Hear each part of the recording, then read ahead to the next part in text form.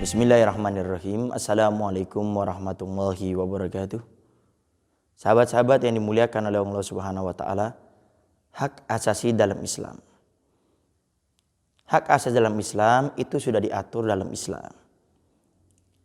Tetapi kita tidak boleh untuk memaksakan orang lain untuk mengikuti agama Islam dengan aturannya. Inilah HAM, hak asasi manusia dalam Islam.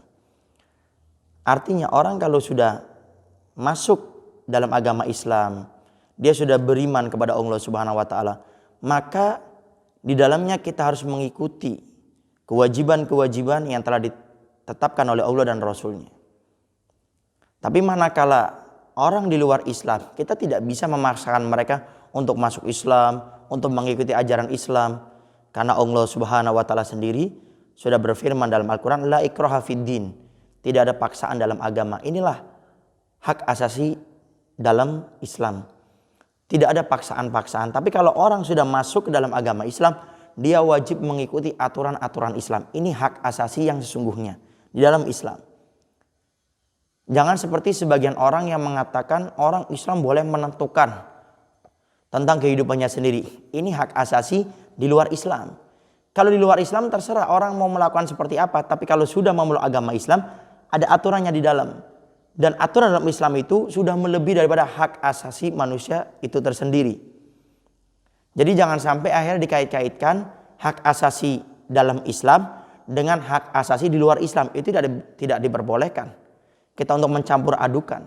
Untuk berpendapat silakan. Tapi pendapat orang-orang Islam tidak boleh berseberangan dengan Al-Quran. Tidak boleh berseberangan dengan hadis. Dengan ijma, kesepakatan para ulama dari tahun ke tahun, dari masa ke masa.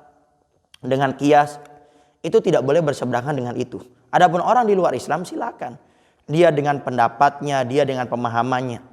Itu hak asasi dalam Islam yang harus kita ketahui dan kita fahami. Jadi tidak ada orang dalam Islam mengatur hidupnya sendiri, itu tidak bisa. Semuanya sudah ada aturan dalam Islam. Kemudian orang di luar Islam pun tidak boleh kita paksa untuk memeluk agama Islam, mengikuti aturan Islam, tidak ada. Tapi orang yang di dalam agama Islam, maka dia harus mengikuti aturan Islam tersebut. Dalam menyampaikan pendapat selama tidak bertentangan dengan syariat Nabi Muhammad SAW tidak menjadi masalah. Dan itu terjadi beberapa kali di zaman Nabi, masalah silang pendapat. Contoh, dalam peperangan Badar, orang-orang kafir ditangkap. Lalu Nabi Muhammad SAW mengumpulkan para sahabatnya meminta pendapat. Ini orang-orang yang kita tangkap ini apa yang harus kita lakukan? Sahabat Umar bin Khattab mengatakan, wahai Rasulullah, saya punya pendapat kita penggal saja kepalanya. Karena kalau kita lepas bisa berbahaya. Bisa antara mereka menghimpun kekuatan menyerang balik kita. Lalu sahabat Abu Bakar Siddiq memberikan pendapat. Pendapat saya, wahai Rasul, jangan dipenggal. Tapi kita minta satu, tebusan pajak dari keluarga mereka.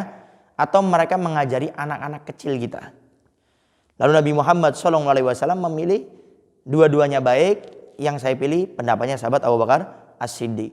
Ini hak asasi dalam Islam. Orang boleh memberikan pendapat, tapi semuanya mengikuti aturan Allah dan Rasulnya.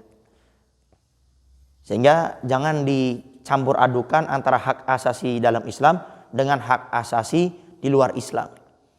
Karena terkadang orang-orang ini ingin mencampur adukan antara aturan-aturan dalam Islam dibenturkan dengan HAM. Sehingga pada akhirnya orang Islam itu sendiri keluar daripada syariat Nabi Muhammad SAW dan melanggar syariatnya. Assalamualaikum warahmatullahi wabarakatuh.